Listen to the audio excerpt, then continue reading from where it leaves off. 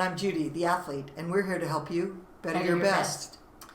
So I've noticed more and more with my students a difference in the ones that are very, very decisive and those that really struggle to make a decision.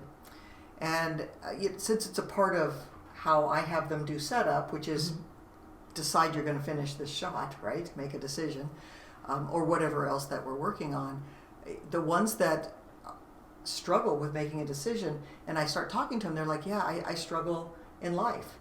And when you start digging into, so what stops you or what gets in the way of being decisive or making a decision, it's sort of one or two things that I've heard. It's one is that I'm going to make the wrong decision, and two is that it's a fear of missing out.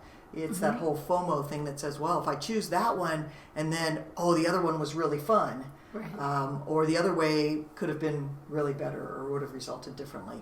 So it's pretty interesting to talk to them about how they make decisions and how can we help them be more decisive.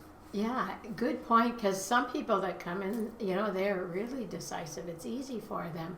And I'm thinking, what is the difference, and whether they consider themselves as having a decision-making process, I'm not sure, but it'd probably be valuable for each of us to know our process. And like the research kind of suggests, you take all the information you can, consider that from a thought perspective, and then you kind of check in with how it feels, because that's your subconscious kind of giving you some of that information. And then often they suggest that you distract yourself a little, just look away and notice something else, and then go with your intuition.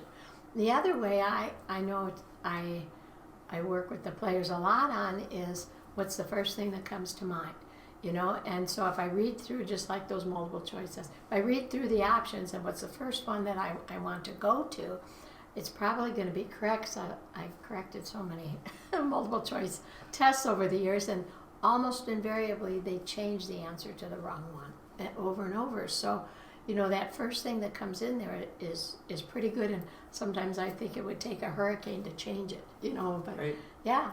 But because we know our intuition is pretty strong, things like that. Yeah.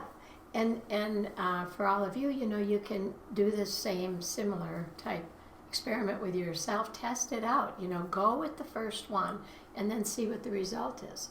Yeah. And you can probably, because you're not going to buy into it and trust it anyway unless you have some proof that, it's working pretty good. Yeah. So find the most crazy part of life, or in your performance or someplace else where you've got to make a decision, and make one and go with it and see what happens.